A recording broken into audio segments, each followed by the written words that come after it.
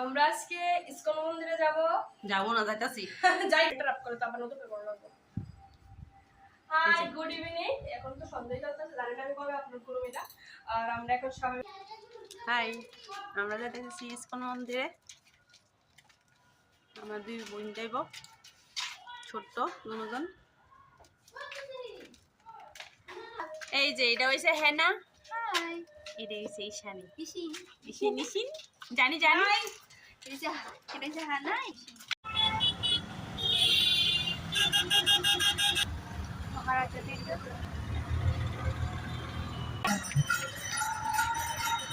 এই ছবিটা কোথায় রাখো?